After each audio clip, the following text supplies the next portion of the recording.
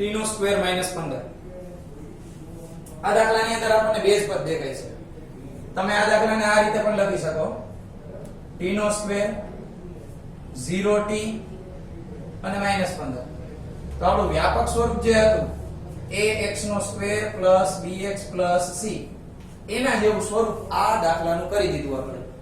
એમના આપણને ફાવતું હોય તો પણ કઈ વાંધો નથી. તો સૌથી પહેલા આપણે આના શૂન્ય મેળવીએ. તો t આપણો ચલ છે, તો p of t is equal to t square minus 15. આની અંદર p of t બરાબર 0 લેતા, p of t બરાબર 0 લેતા, તો અહીંયા હું 0 લખીશ, અહીંયા t square minus 15. દાખલાની અંદર બે જ પદ છે. અવયવનું એક સૂત્ર આપણે શીખી ગયા છીએ કે એકવાર પ્લસ એકવાર માઈનસ, તો બંને પદ ઉપર સ્ક્વેર કરવાનો અને વચ્ચે માઈનસ ની નિશાની મૂકવાની. તફાવતની રીત એવું આપણે કહેતા અવયવમાં. તો અહીંયા આગળ કઈ એવું જોવા મળે છે તો કે અહીંયા x નો સ્ક્વેર છે, અહીંયા t નો સ્ક્વેર છે, અહીંયા y ઉપર પણ સ્ક્વેર ની ટોપી છે, પણ 15 ઉપર કઈ દેખાતું નથી. તો 15 ઉપર મારે સ્ક્વેર કરવો હોય તો કોનો સ્ક્વેર 15 થાય? તો આપણે તરત કન્ફ્યુઝ થઈ જશો તમે કે 4 નો વર્ગ 16 થાય, પણ 15 વળી કોનો વર્ગ થાય? તો આપણે અગાઉ શીખી ગયા છીએ કે વર્ગ અને વર્ગમૂળને સામસામે ભળતું નથી. તો જો મારે આને વર્ગ માથે કરવો હોય તો હું આ રીતે કરી શકું કે ભાઈ t નો સ્ક્વેર માઈનસ વર્ગમૂળ 15 અને આખાનો સ્ક્વેર. મેં વાત કરી એ રીતે વર્ગ અને વર્ગમૂળને ભળે નહીં કે વર્ગમૂળ વાળી રકમનો વર્ગ કરો તો ફરીથી મૂળ રકમ આવી જાય. તો હવે તમે જોઈ શકો દેખાવ જો થઈ ગયો એના જેવો. આના ઉપર વર્ગની ટોપી, આના ઉપર પણ છે, વચ્ચે માઈનસની નિશાની, તો કે આ માઈનસની નિશાની, આના ઉપર વર્ગની ટોપી, અહીંયા પણ છે. તો બે પદ આ રીતે હોય તો એકવાર માઈનસ અને એકવાર પ્લસ લખવાના. તો હું કૌંસની અંદરના પદને એકવાર પ્લસ અને એકવાર માઈનસ લખીશ. એટલે કે આ રીતે t minus root 15 t plus root 15 is equal to 0. એકવાર પ્લસ એકવાર માઈનસ, આ બંને કૌંસ આડા થઈ જાય તો કઈ વાંધો નથી. આને હું 0 આપી દઉં, t minus root 15 is equal to 0 or t plus root 15 is equal to 0. root 15 સામે જાય તો માઈનસ ના થઈ જશે પ્લસ. આ એક શૂન્ય મળ્યું આપણને, અહીંયા આગળ માઈનસ થશે, આ બીજું શૂન્ય મળ્યું. આટલું ક્લિયર બધાને? તો આ બે શૂન્ય આપણને મળ્યા. હવે શૂન્ય ઉપરથી સહગુણક વચ્ચેનો સંબંધ મેળવીએ. તો શૂન્યો તથા સહગુણક વચ્ચેનો સંબંધ. તો સૌથી પહેલા આવશે શૂન્યનો સરવાળો. આ શૂન્યનો સરવાળો આલ્ફા પ્લસ બીટા. આપણા બે શૂન્ય છે એનો સરવાળો કરશું, રૂટ 15 અને minus root 15. Root 15 plus minus, plus minus minus થશે અને આપણને મળશે 0. હવે ગુણાકાર લઈએ, શૂન્યનો ગુણાકાર આલ્ફા ઇન્ટુ બીટા, બંનેનો ગુણાકાર કરીએ, રૂટ 15 અને માઈનસ રૂટ 15. બે પદ વચ્ચે કાંઈ નિશાની ન હોય એટલે ગુણાકારની ગણવી. તો આપણે એમ વિચારીએ કે 15 ગુણ્યા 15 એટલે કેટલા થાય? તો 225 ગણીએ આપણે. પણ અહીંયા આપણે એમ જોશું કે બંનેની નિશાની કેવી છે? વર્ગમૂળની છે. તો જવાબ આપણને વર્ગમૂળની નિશાની કાઢીને મળે માત્ર 15 માઈનસમાં. તો અહીંયા આગળ આપણે આપણા સૂત્રનો પણ ઉપયોગ કરીને જોઈ લઈએ કે સૂત્ર મુજબ આપણે જવાબ મેળવ્યો છે એ સાચો છે કે ખોટો? તો આનું સૂત્ર શું હતું? તો આનું સૂત્ર હતું -b ના છેદમાં a. તો -b ના છેદમાં a તો આપણે વાત કરી હતી કે એક પદ ઘટે છે. મેં અહીં લખી દીધું હતું. a એટલે 1, b એટલે 0, c એટલે -15. તો મારા શૂન્યના સરવાળાના સૂત્રમાં કિંમત મૂકું છું. b એટલે હતા 0, a એટલે હતા 1. 0 સાથેનો ભાગાકાર હંમેશા કેટલો થશે? 0. તો સૂત્ર મુજબ 0 મળ્યા, આપણી ગણતરીમાં પણ 0 મળ્યા. બંને રીતે જવાબ આપણને મળી ગયા. ચેક કરી શકીએ આપણે રીતે. ગુણાકારનું સૂત્ર હતું c ના છેદમાં a. c એટલે અચળ પદ -15. a એટલે સહગુણક કાઈ નથી, 1 હોય. 1 છેદમાં 1 ન લખો તો ચાલે. તો -15 મળ્યા, જે આપણા સૂત્રના જવાબ મુજબ જ મળ્યા. તો સાદી રીતે શૂન્યના સરવાળા કરશો, જે જવાબ મળશે એ જ વસ્તુ સૂત્રની અંદર કિંમત મૂકીને પણ મળશે. મેં તમને જે સૂત્ર લખાવ્યા છે એ સૂત્ર દરેક વખતે ઉપયોગ કરવાના અથવા તો એને લખીને યાદ કરી લેવાના, જેથી કરીને આપણને ભૂલાય નહીં, દરેક દાખલામાં ગણવાના. તો આ વાત થઈ આપણે કોઈ પણ દ્વિઘાત બહુપદીના શૂન્ય મેળવા અને સહગુણક વચ્ચેનો સંબંધ મેળવો. હવે આ જ રીતે દાખલા 1 ની જેમ દાખલા 2 ની અંદર એ લોકોએ આપણને શૂન્યનો સરવાળો અને ગુણાકાર આપી દીધા છે અને એના ઉપરથી બહુપદી મેળવવાની છે. એટલે કેવું થશે કે શૂન્યનો સરવાળો અને ગુણાકાર એટલે આ વસ્તુ આપણને આપી દીધી, એના ઉપરથી રકમ તરફ જવાનું છે. આખી વસ્તુની પ્રોસેસ ઊંધી કરવાની. તો ધારણા કરી અને કઈ રીતે દાખલો ગણાય એ હું તમને સમજાવું, પછી પ્રેક્ટિસ માટે એ દાખલાને ગણી શકાય. આને આ દાખલો પણ તમે એ રીતે કરી શકશો, તો પ્રેક્ટિસ વધે. 2.2 દાખલા નંબર 2. એની અંદર આપણે પહેલો દાખલો જોઈએ. તો રકમ પહેલા ખાસ વાંચવી, ઉતાવળ નહીં કરવાની ક્યારે. નીચે દર્શાવેલ સંખ્યાઓ અનુક્રમે દ્વિઘાત બહુપદીના શૂન્યોનો સરવાળો અને શૂન્યોનો ગુણાકાર છે, તે પરથી દ્વિઘાત બહુપદી મેળવો. તો સૌથી પહેલા આપણને વિગત આપી છે એ લખી નાખીએ. તો પહેલી વિગત છે 1/4, એ છે શૂન્યનો સરવાળો. શૂન્યનો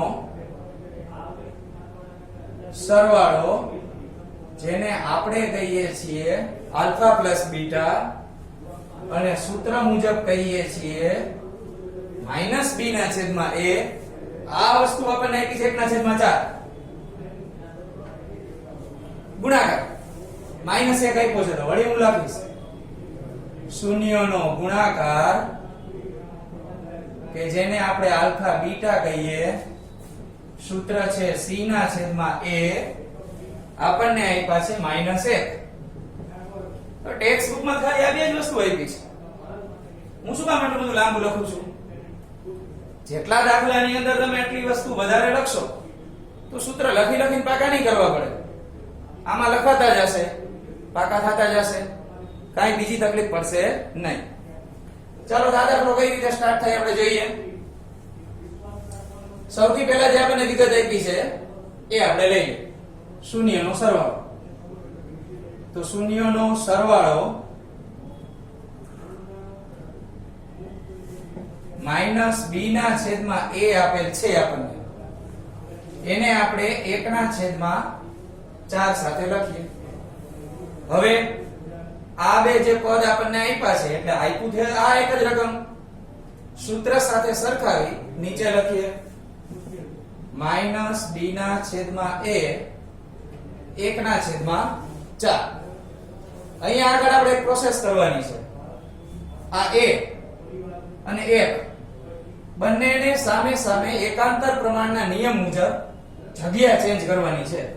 આ રીતે એકડો નીચે આવી જશે, આ a ને અહીંયા ઉપર લઈ લેશું, બીજું કાંઈ કરવાનું નથી. ફરીથી કહી દઉં, શૂન્યના સરવાળાની જે કિંમત આપેલી છે અહીંયા આપણને અપૂર્ણાંકમાં જ આપેલી છે, અંશ અને છેદની જેમ. માત્ર અહીંયા 3 આપ્યા હોત તો શું લખત આપણે? 3 ના છેદમાં કાંઈ ન હોય તો 1. 3 ના છેદમાં 1 લખી આની જેમ અંશ અને છેદ સ્વરૂપે લખે. પણ આપણને આપેલા છે 1 ના છેદમાં 4.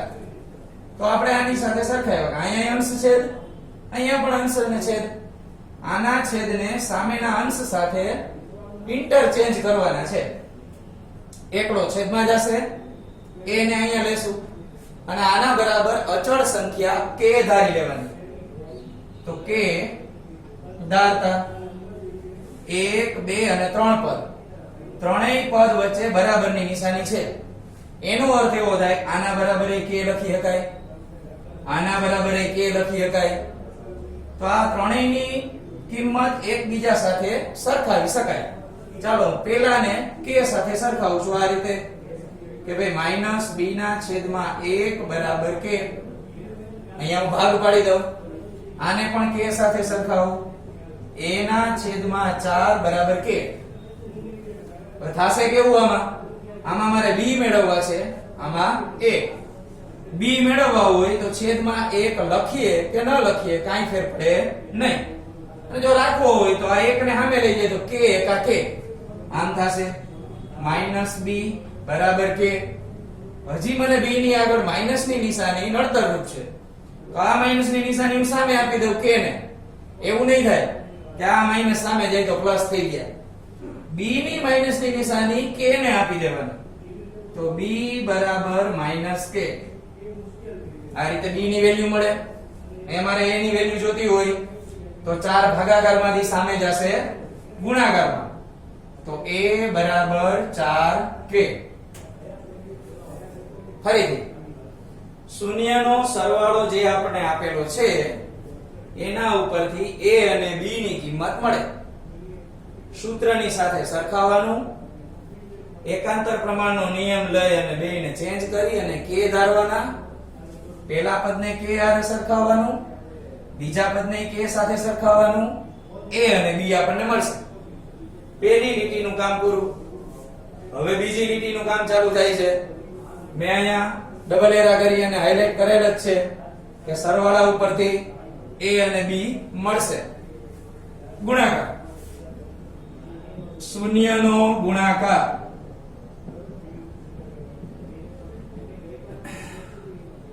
સૂત્ર છે c ના છેદમાં 1. વેલ્યુ કેટલી આપી છે તો કે -1. ચાલો -1 લખું છું. કોઈને એમ થાય કે અહીંયા અંશ અને છેદ છે તો તમારે નીચે 1 લખવો હોય તો લખી શકો, ન લખો તો પણ ચાલશે. ચાલો આ પદને નીચે લખું છું c ના છેદમાં a બરાબર -1.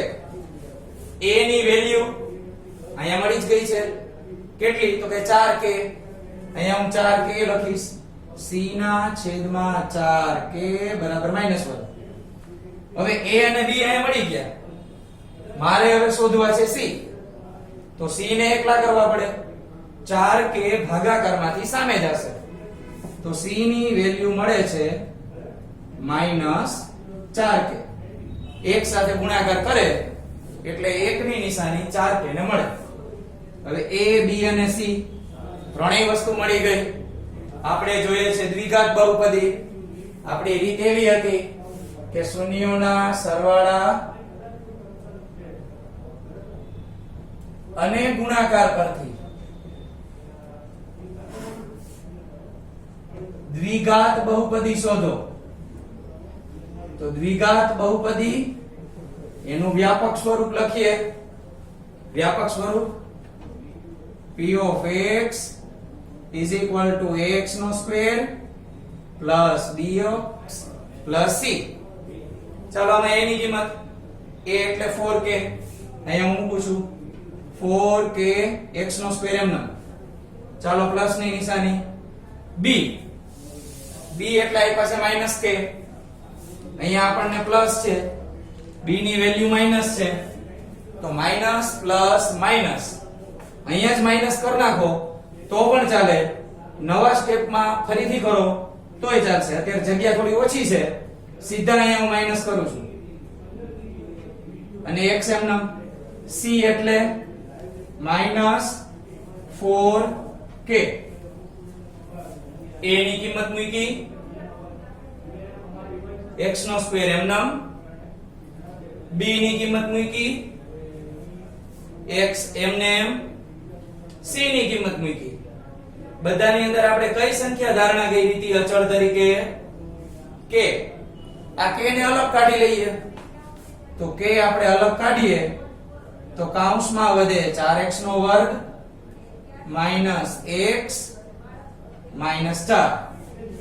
આ આપણી બહુપદી ગણાય. કે અચળ પદ છે એને ધ્યાનમાં લેવાનું નથી.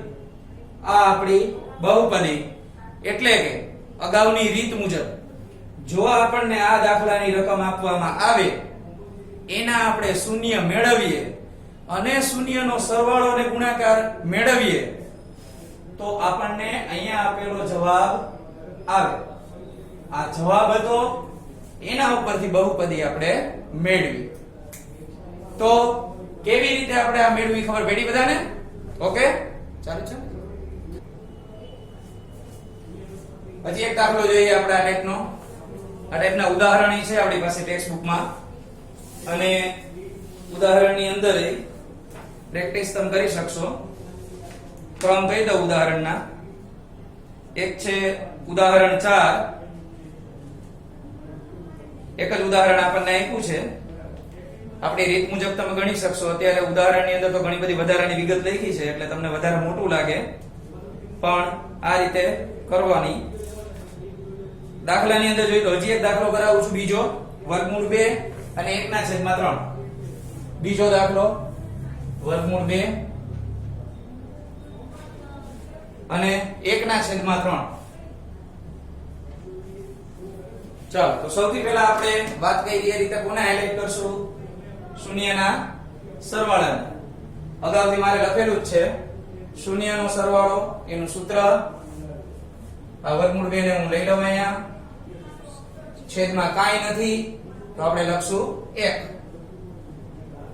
ફરીથી આ બંને પદને નીચે લખવાના. -b છેદમાં a વર્ગમૂળ 2 છેદમાં 1. અહીંયા આગળ આપણે હવે શું કરવાનું? છેદ અને અંશને ઇન્ટરચેન્જ કરશું.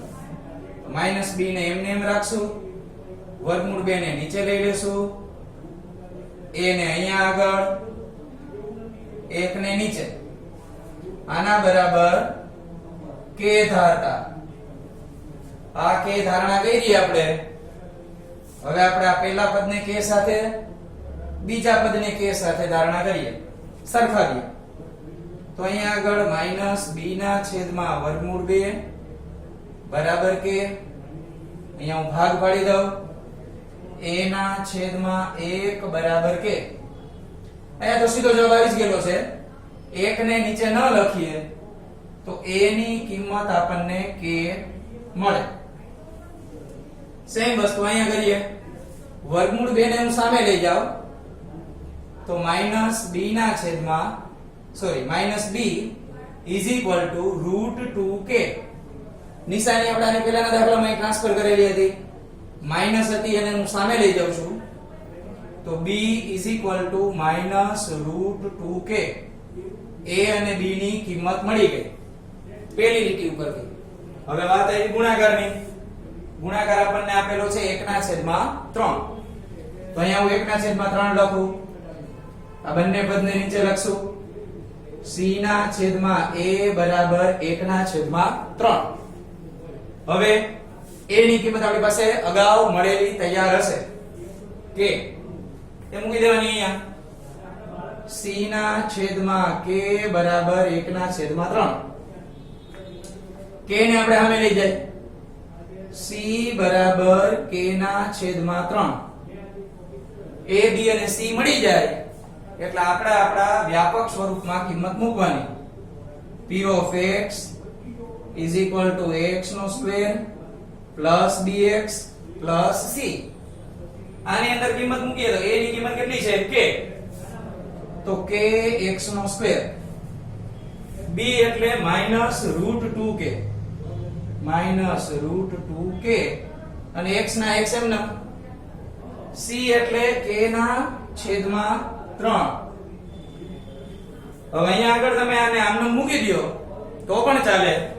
k ને કોમન કાઢીને 3 છેદમાં છે એને દરેક સાથે ગુણાકાર કરી લસા લઈ અને મૂકી દો તો પણ ચાલે. તો આપણે k ને ખાલી કોમન કાઢી લઈએ. તો k ને કોમન કાઢવાથી આ રીતે મળે બહુપદી.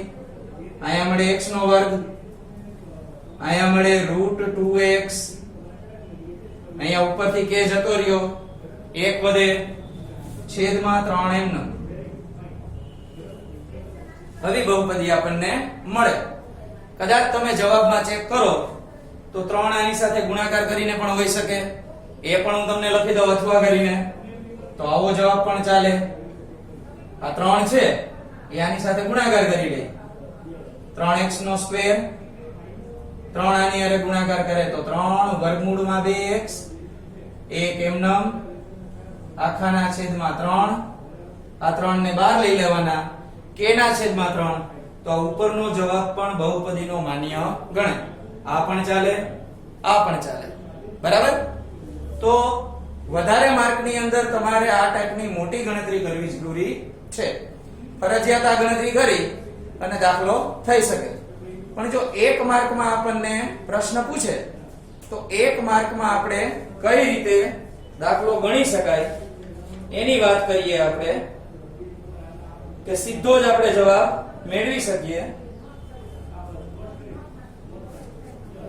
તો શૂન્યનો સરવાળો અને ગુણાકાર બંનેને ધ્યાનમાં લઈ આલ્ફા પ્લસ બીટા ને x ની બાજુમાં અને છેલ્લે આલ્ફા ગુણ્યા બીટા ને અચળ પદની જગ્યાએ આપણે મૂકી અને 1 માર્કની અંદર તમે આ દાખલો પૂછાય તો ઝડપથી ગણતરી કરી શકો. એટલી લાંબી ગણતરી આપણે કરવી પડે નહીં. હવે નેક્સ્ટ ટોપિકની અંદર આપણે બહુપદીના ભાગાકાર શરૂ થશે. બહુપદીના ભાગાકારની અંદર ધોરણ 9 ની અંદર તમે લોકો ભણી ગયા છો.